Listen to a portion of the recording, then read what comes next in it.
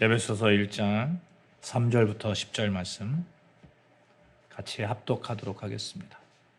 찬송하리로다. 하나님 곧 우리 주 예수 그리스도의 아버지께서 그리스도 안에서 하늘에 속한 모든 신령한 복을 우리에게 주시되 곧 창세전에 그리스도 안에서 우리를 택하사 우리로 사랑 안에서 그 앞에 거룩하고 흠이 없게 하시려고 그 깊으신 뜻대로 우리를 예정하사 예수 그리스도로 말미암아 자기의 아들들이 되게 하셨으니 이는 그가 사랑하시는 자 안에서 우리에게 거저 주시는 바 그의 은혜의 영광을 찬송하게 하려는 것이라. 우리는 그리스도 안에서 그의 은혜의 풍성함을 따라 그의 피로 말미암아 속량 곧 죄사함을 받았느니라. 이는 그가 모든 지혜와 총명을 우리에게 넘치게 하사 그 뜻의 비밀을 우리에게 알리신 것이요 그의 기뻐하심을 따라 그리스도 안에서 때가 찬 경륜을 위하여 예정하신 것이니 하늘에 있는 것이나 땅에 있는 것이 다 그리스도 안에서 통일되게 하려 하심이라. 아멘. 오늘 예배의 자리에 나오신 여러분에게 하나님의 놀라운 은혜와 축복이 넘치시기를 주님의 이름으로 축복합니다.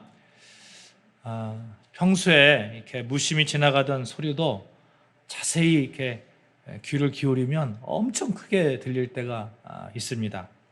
흐르는 시냇물도 그렇죠. 또 산들바람 있잖아요. 산들바람조차도 너무나 이렇게 크게 들릴 때가 있습니다. 제가 알고 있는 어느 집사님이 전라도에 가면 진안에 마이산이라는 곳이 있는데요. 그 말의 귀를 닮았다. 산의 형태가 말의 귀를 닮았다 해서 마이산인데 두 개의 봉우리가 이렇게 세워져 있습니다. 그런데 보통 관광객들이 절까지 올라가는데 그 꼭대기까지 올라갔다는 거예요. 꼭대기까지 탁 올라갔는데 그 두 개의 봉우리 사이로 흐르는 바람이 그 두 개의 봉우리를 막 스쳐 지나가면서 나뭇가지를 막 흔드는데 그 소리가 너무너무 크게 들려서 지금까지 잊지 못한다 하는 그런 말씀을 하는 것을 들었습니다. 그래서 평소에 듣지 못했던 소리도 귀를 이렇게 기울이면 너무 크게 들리는 것을 우리가 보게 되는데 며칠 전에도 저는 그런 경험을 했습니다. 길을 걷다가 우연히 매미의 사체를 발견한 거예요. 한여름에 쥐약볕 아래에서 완전히 마른 모습으로 그렇게 내둥그러져 있었습니다. 매미를 딱 보는 순간에 매미 소리가 막 크게 들리는 거예요. 너무너무 크게 들리는 겁니다. 다른 소리가 전혀 들리지 않는 거죠. 왜 저 매미들은 저렇게 크게 울까? 저들에게 울음소리는 어떤 의미를 가지고 있을까? 저 매미의 존재 이유는 무엇일까? 계속해서 막 생각이 드는 거예요. 여러 가지 생각을 하다가 매미에 대한 자료를 찾아봤습니다. 매미는 6년에서 12년을 땅속에서 애벌레로 지낸다고 하잖아요. 그렇게 오랜 기간 애벌레 기간을 거치면서 그렇게 있었으면 오래 살아야 되는데 그렇지도 않아요. 7일에서 한 20일 정도, 보통 매미는 한 10일 정도면 그 생을 마감한다고 하는 거죠. 그래서 어른들이 이런 말을 했었어요. 매미 함부로 잡지 말라 이런 얘기를 했던 기억이 있는데 아마도 그랬던 것 같아요. 너무 그 땅속에서 애벌레로 오랜 기간 동안 있다가 10일 동안 이렇게 사는 그런 생인데 그것을 잡아가지고 막 하루 이틀 만에 잡아가지고 이렇게 죽이지 말라 하는 그런 어른들의 말씀인 것 같은데 그렇게 10여일간의 생 가운데 매미가 하는 일, 자꾸 굳게 살기 때문에 뭔가 큰 거 일을 하는 것 같은데 그렇지도 또 않은 것 같아요. 사실은 이게 수컷 매미에만이 울음을 운다는 거예요. 암컷 매미는 울음을 울지 않는다는 거예요. 이 수컷 매미가 우는 이유가 있습니다. 고상한 것도 아닙니다. 단지 암컷에 구애하기 위해서라는 거예요. 그들의 생을 보면 좀 짠하기도 합니다. 수컷은 암컷과 교미한 후에 죽고 암컷은 알을 낳고 바로 죽는 겁니다. 어떻게 보면 매미의 생이 너무 허무한 것처럼 느껴져요. 땅속에서 그렇게 있다가 고작 1, 2주 짝을 찾아 울다가 죽으면 햇빛에 타들어가듯이 그렇게 형체도 없이 사라집니다. 그러나 다른 한편으로 그 짧은 생에 어떤 의미를 부여하면 매미의 2주간의 생이 그렇게 아름다워 보일 수가 없습니다. 안도현이라는 시인이 있어요. 이분이 사랑이라는 시에서 매미의 생에 의미를 부여하면서 이렇게 노래를 합니다. 여름이 뜨거워서 매미가 우는 것이 아니라 매미가 울어서 여름이 뜨거운 것입니다. 매미는 아는 것이다. 사랑이란 이렇게 한사코 너의 옆에 붙어서 뜨겁게 우는 것임을. 울지 않으면 보이지 않기 때문에 매미는 우는 것이다. 그러니까 매미가 최소 7년의 땅속에서 있었던 이유, 그리고 1, 2주 동안 그렇게 열심히 울어대는 이유는 그 의미는 사랑이었다는 거예요. 사랑이었다. 매미는 사랑의 대상에게 자신의 존재를 알리고 그렇게 의미 있는 존재가 되고 있었던 것입니다. 여러분 어떻습니까? 좀 근사해 보이지 않습니까? 이 짧은 생의 의미를 부여하니까 그 매미 같은 생도 그렇게 근사해 보일 수가 없는 것이죠. 그렇습니다. 존재에 있어서 어떤 의미를 부여하느냐, 이게 너무나 중요한 것이죠. 사랑하는 여러분, 여러분과 저는 이 땅의 삶에 어떤 의미를 부여하고 살고 있습니까? 우리의 삶에 어떤 의미를 부여하기 위해서 내가 누구인가? 여러분 아는 것이 너무나 중요하지 않겠습니까? 우리는 누구입니까? 우리는 하나님께 의롭다 칭함을 받은 하나님의 자녀입니다. 믿으시면 아멘 하십시다. 아멘. 이 말은 이제 내 삶의 의미는 하나님과의 관계 속에서 설정된다는 거예요. 그 관계 속에서 존재의 의미를 부여할 수 있고 그 존재의 의미 속에서 참 행복을 찾을 수 있다는 겁니다. 하루하루 매미처럼 그렇게 우리가 삶 속에서 울고 있지만 그 울음이 마냥 허망한 것이 아니라는 거예요. 사랑이신 하나님과의 관계 속에 있는 울음이고 그래서 의미가 있고 가치가 있습니다. 오늘 여러분과 함께 은혜를 나누고 싶은 말씀은 이 땅에서 어떻게 사는 것이 우리의 존재 이유에 합당한 것인가, 참 의미를 발견할 수 있을 것인가. 어떻게 보면 우리 인간은 하나님의 시간 있잖아요. 하나님의 시간. 하나님의 시간은 영원한 시간이잖아요. 영원한 그 시간의 선상에서 본다면 매미의 1, 2주하고 뭐가 다릅니까? 우리가 사는 생이 8, 90년 사는 것, 그것과 매미의 1, 2주 사는 것, 독인객인 아닙니까? 하나님의 그 시간의 선상에서 본다면 아주 작은 점 한 점에 불과할 거예요. 그러나 아무리 작은 시간의 점이라 하더라도 의미가 있고 하나님께서 보내신 뜻이 있다는 거예요. 그 존재의 의미, 우리 삶의 가치는 분명히 존재합니다. 아무리 작은 교회도 존재의 의미는 분명히 존재한다는 거예요. 하나님과의 관계 속에 있기 때문에 그렇습니다. 그 가치를 인정하고 존재의 의미에 대해서 확실한 믿음을 가지고 있다면 정말 행복하고 의미 있는 삶을 살 수 있습니다. 여러분과 제가 작은 인원이 모여서 이 예배를 드리고 있지만 이 예배조차도 엄청난 의미가 있는 것입니다. 왜요? 하나님과의 관계 속에 있기 때문에 그렇습니다.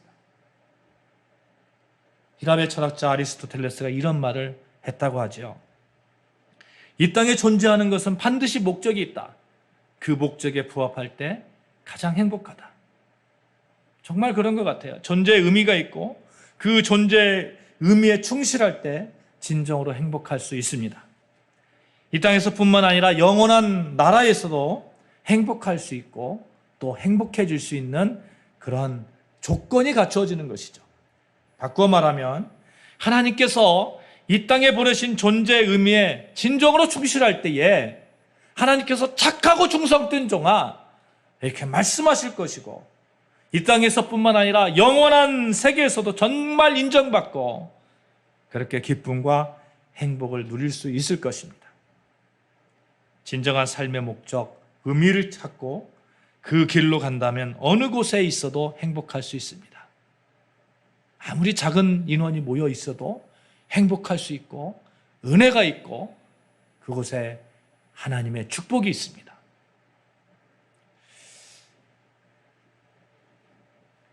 우리는 왜 이렇게 살고 있는 것입니까? 우리는 왜 존재하고 있습니까? 우리 아름다운 교회는 왜 존재하고 있습니까? 성경에서 말하고 있는 것이 무엇입니까? 사실 많은 사람들이 존재의 의미, 삶의 목적에 대한 질문보다 성공에 대해서 더 많이 관심을 가지고 있습니다. 한번 보세요. 나는 무엇을 되기를 원하는가? 나는 무엇을 해야 하는가? 나의 목표, 나의 야망, 나의 미래를 위한 나의 꿈은 무엇인가? 이 모든 질문들의 핵심이 무엇입니까? 나죠, 나. 내가 중심인 거예요, 내가. 여기로부터 출발하면 존재의 목적을, 의미를 발견할 수 없다는 거예요. 왜냐하면 여러분과 제가 우리 스스로 존재한 존재가 아니고 여러분과 저는 하나님과의 관계, 그것도 하나님께서 우리를 피조물로 창조하셨잖아요. 그러니까 우리는 하나님과의 관계 속에서 그 존재의 목적을 발견할 수 있다는 겁니다. 왜요? 여러분과 저는 피조물이기 때문에. 그래서 닉 워렌 목사님은 그의 책에서 이렇게 말씀하고 있어요. 우리가 이 땅에서 살고 있는 이유를 알고 싶다면 모든 생각은 하나님으로부터 시작되어야 한다. 왜냐하면 우리는 그분의 목적에 의해서, 그분의 목적을 위해서 창조되었기 때문이다.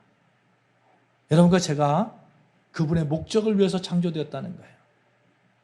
이것이 우리의 신앙 고백입니다.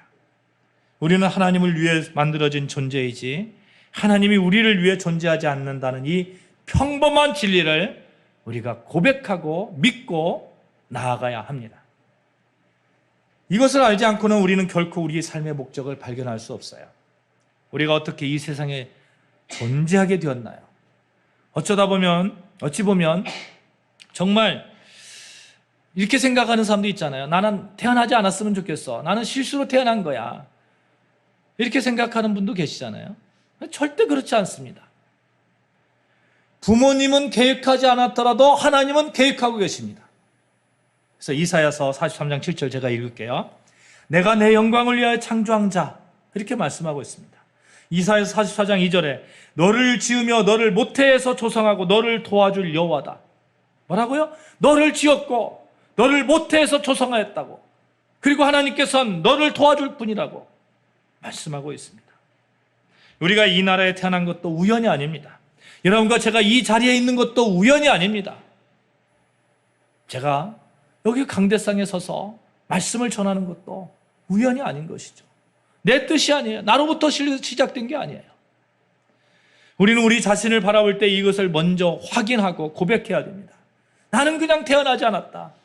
이 평범한 진리를 확실하게 붙들고 있어야 됩니다. 그러면 성경에서 우리가 이 땅에 태어난 목적에 대해서 정확하게 말씀하고 있는 것이 눈에 들어오게 되는 것이죠. 고린도전서 10장 31절 말씀이에요. 제가 읽겠습니다. 그런즉 너희가 먹든지 마시든지 무엇을 하든지 다 하나님의 영광을 위하여 하라.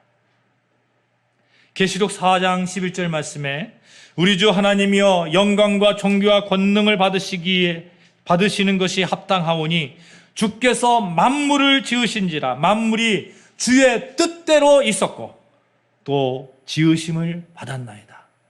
만물이 뭐라고요? 주의 뜻대로 있었고 또 지으심을 받았다고요. 세상의 모든 만물, 미물조차도 주의 뜻대로 있었고 또 지으심을 받았다는 겁니다.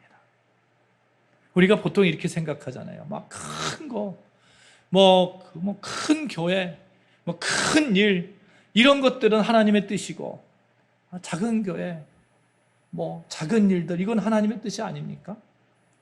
절대로 그렇지 않습니다. 만물이 주의 뜻대로 있었고 또 지으심을 받았다는 이 믿음의 고백, 그 믿음의 고백 가운데 우리의 목적, 삶의 목적을 발견할 수 있는 겁니다. 우리는 하나님의 영광을 위하여 산다. 그래서 오늘 본문 말씀에서도 6절 말씀에 이렇게 말씀하고 있죠. 이는 그가 사랑하시는 자 안에서 우리에게 거저 주시는 바 그 은혜의 영광을 찬송하게 하려는 것이라. 은혜의 영광을 찬송하게 하려는 것이다. 우리가 하나님을 찬송하게끔 만들어졌다는 거예요. 볼펜이 만들어진 목적은 글씨를 쓰라는 거잖아요. 그렇잖아요. 성경책이 있는 목적은 하나님께서 우리에게 말씀하시고자 하는 그 말씀을 우리가 잘 깨달으라는 그러한 의미잖아요.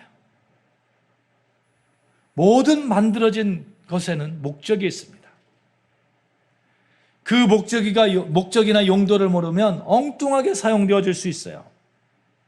여러분, 왜 요즘 사람들이 그렇게 엉뚱하게 살고 있습니까? 인생의 목적을 모르기 때문에 그래요. 그러니까 맨날 엉뚱한 그런 일들을 하고 또 그 가운데 실수도 많이 하고 아픔도 많이 겪고 그런 거 아니겠어요? 잘못되었을 때는 빨리 바꾸면 되는 거예요. 빨리 고치면 되는 거예요.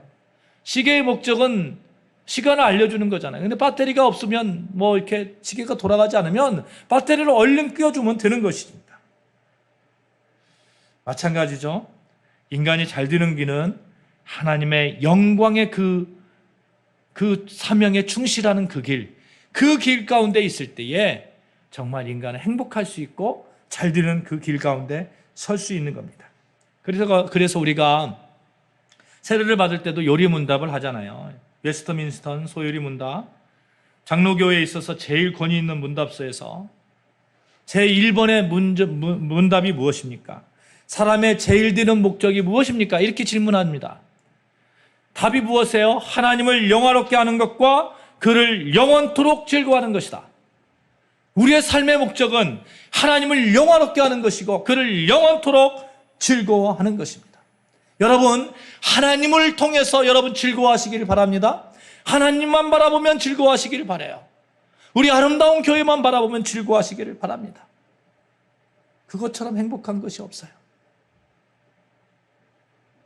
여러분의 삶이 진정으로 하나님을 영화롭게 하는 삶, 그래서 그 어떤 삶보다 보람되고 행복한 삶이 되시기를 주님의 이름으로 축복합니다. 아멘. 그러면 이제 이런 질문을 할 수 있을 거예요. 그렇다면 하나님을 영화롭게 하는 것이 무엇입니까? 예배를 잘하는 거 참 중요합니다. 주일 성수 잘하는 거 너무너무 중요해요. 찬양을 열심히 하는 것도 너무너무 중요합니다. 복음을 열심히 전하는 것 너무너무 중요합니다. 이 모든 것들이 하나님의 영광을 위한 가운데 있습니다. 여러분이 교회를 위해서 충실하는 것, 그 맡은 자리에서 정말 충성하는 것, 하나님의 영광을 돌리는 그 행위입니다. 그러나 본질적인 영광이 있어요. 이것을 이해하기 위해서 먼저 창세기 1장 27절 말씀 같이 찾아보겠습니다. 창세기 1장 27절 말씀 같이 읽습니다. 시작. 하나님이 자기 형상 곧 하나님의 형상대로 사람을 창조하시되 남자와 여자를 창조하시고. 여러분과 제가 어떻게 창조되었다고요? 하나님의 형상으로. 하나님의 형상으로 만들어졌어요. 그런데 여러분도 아시다시피 우리들은 죄로 말미암아서 그 형상이 깨어져 버렸습니다. 우리가 처음 창조되었을 때에 그 하나님의 형상이 파괴된 거예요. 그 하나님의 형상을 회복하는 거예요. 그 회복된 가운데 하나님의 영광이 드러날 수 있는 겁니다. 어떻게 우리가 회복할 수 있습니까? 하나님께서 우리가 하나님의 형상을 회복할 수 있는 그 길을 마련해 주셨는데 예수 그리스도가 우리의 죄를 대신 짊어지시고 십자가에서 죽으심으로 말미암아 우리의 죄를 대신 짊어지심으로 말미암아 예수 그리스도의 성량하심으로 말미암아 하나님의 형상을 회복할 수 있는 길이 열렸습니다. 우리는 그래서 예수 그리스도가 내 삶 속에 있어야 되는 거예요. 우리가 바라보는 것은 예수 그리스도가 되어야 되는 겁니다. 그래서 골로새서 1장 15절 말씀에 이렇게 말씀하고 있어요. 그는 보이지 아니하는 하나님의 형상이시요 모든 피조물보다 먼저 나신 이시니. 하나님의 형상이라는 거예요. 누가? 예수 그리스도가. 우리는 예수 그리스도를 믿음으로 말미암아 하나님의 형상을 매일매일 닮아가는 겁니다. 그래서 예수 그리스도, 골로새서 1장 27절 말씀에도 이렇게 말씀합니다. 이 비밀은 너희 안에 계신 그리스도니 곧 영광의 소망이시라. 비밀이라고 말씀하고요. 있어요. 너희 안에 계신 그리스도라고. 예수 그리스도, 예수 그리스도. 예수 그리스도가 보이지 않는 하나님의 형상이시고 예수 그리스도는 보이지 아니하는 하나님의 형상으로 오신 분이고 그분이 모델이 되는 겁니다. 찬양하고 예배하고 이것도 참으로 중요합니다. 그러나 더욱 중요한 거, 내 삶 가운데 예수가 보여져야 하는 겁니다. 이것이 진정으로 하나님의 형상을 회복하는 것이고 하나님께 영광을 돌리는 인간 본연의 본질에 충실한 것이죠. 우리 삶의 존재를 찬란하게 빛나게 하는 그러한 그 일들, 그러한 핵심, 할 수 있는 방법, 예수 그리스도입니다.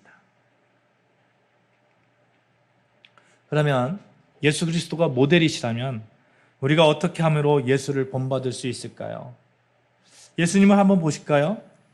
요한복음 12장 23절 24절 말씀에 예수님께서 이렇게 말씀합니다. 예수께서 대답하여 이르시되 인자가 영광을 얻을 때가 왔도다. 내가 진실로 진실로 너희에게 이르노니 한 알의 밀이 땅에 떨어져 죽지 아니하면 한 알 그대로 있고 죽으면 많은 열매를 맺느니라. 예수님께서 뭐라고 말씀합니까? 죽으면 많은 열매를 맺는다는 거예요. 무엇이 죽으면요? 우리의 온갖 죄가, 우리의 죄성이 죽으면 열매를 맺는다는 겁니다. 이 말씀은 사실 예수님께서 십자가에서 죽을 것을 예견하신 말씀이잖아요. 예수님이 십자가에서 죽으심으로 말미암아 많은 열매를 맺고 우리가 하나님의 형상을 회복할 수 있는 길을 열어주셨는데 십자가에서 죽는다는 이야기, 예수께서 죽으시니까 하나님께 영광이 되었다는 그 이야기, 내가 죽으면 하나님의 영광을 받는 것이죠. 내가 죽고 하나님의 형상이 나오면, 내가 죽고 예수님과 부활한 새 생명으로 내가 존재할 때에 하나님의 영광이 최고가 되는 겁니다. 그러므로 내 안에 예수가 나와야 되고, 그러므로 내 안에서 예수의 믿음이 나와야 되고, 그러므로 내 안에서 예수의 사랑이 나와야 되고, 그러므로 내 안에서 예수의 인격이 나와야 하나님의 영광이 이루어진다면 어떻게 나올 수 있습니까? 내가 먼저 십자가에 죽는 것입니다. 이것이 복음의 핵심이 되는 거 아니겠어요? 나 안에서 예수가 나오는 것, 예수 그리스도를 전하는 것, 하나님은 오늘도 기대하고 고대하고 계시고 응원하고 계십니다. 사랑하는 여러분, 예수님이 하나님의 형상이었듯이 우리도 예수님을 따라서 하나님의 형상을 회복하며 그래서 하나님께 진정으로 영광을 돌리는 저와 여러분 되시기를 주님의 이름으로 축복합니다. 아멘. 말씀을 정리하겠어요. 우리는 하나님 만드신 목적이 있습니다. 그것은 하나님을 영화롭게 하는 그런 삶일 것인데 어떻게 우리가 영화롭게 할 수 있을까? 예수 그리스도를 우리 삶 가운데서 나타내면 되는 것이죠. 그래서 바울은 너무나 잘 알아서 이 사실을 갈라디아서 2장 20절 말씀에 이렇게 전하고 있습니다. 내가 그리스도와 함께 십자가에 못 박혔나니 그런즉 이제는 내가 사는 것이 아니요 오직 내 안에 그리스도께서 사시는 것이라. 내 안에 누가 산다고 말씀합니까? 그리스도께서 산다고. 사랑하는 여러분, 내 안에 그리스도께서 사시면요 우리가 어떠한 어려움이 있어도 정말 하나님께서 맡겨진 그 사명 잘 감당할 수 있습니다. 요즘 기도가 많이 부족한 것 같아요. 저도 정말 오늘 강대상에서 말씀을 전하면서 마음속에 기도의 약정을 합니다. 여러분, 우리 기도하면서 하나님께서 이 땅에서 맡겨주신 그 사명, 아무리 작은 사명이라도 실망하지 않고 정말 충성되의 그 사명을 잘 감당할 수 있도록 우리에게 힘을 달라고 하나님께 기도하십시다. 그리고 우리를 통해서 예수 그리스도가 나타나고 예수 그리스도의 형상이 나타나서 하나님께 영광을 돌리는 그런 삶을 살 수 있도록 하나님께 힘을 달라고 그러니까 기도하면서 그렇게 나아가십시다. 하나님은 그렇게 기도하는 여러분과 저를 통해서 예수 그리스도가 나타나는 여러분과 저를 통해서 영광을 받으실 줄로 믿습니다. 우리의 존재의 목적은 하나님께 영광을 돌리는 것이고 우리는 그렇게 하루하루 살아가면 되는 것입니다. 같이 이렇게 찬양하십시다. 예수의 이름으로 나는 일어서리라. 주가 주신 능력으로 나는 일어서리라.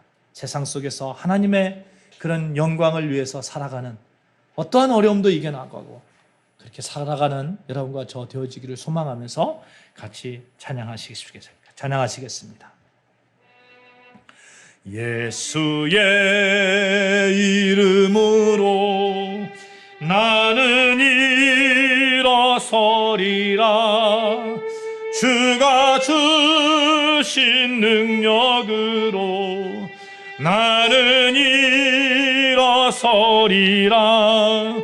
원수가 날 향해 와도 쓰러지지 않으리. 주가 주신 능력으로 주가 주신 능력으로 주가 주신 능력으로 일어서리. 예수의 이름으로 예수의 이름으로 나는 일어서리라. 주가 주신 능력으로 나는 일어서리라. 원수가 날 향해 와도 쓰러지지 않으리. 주가 주신 능력으로 주가 주신 능력으로 주가 주신 능력으로 일어서리. 살아계신 하나님 아버지,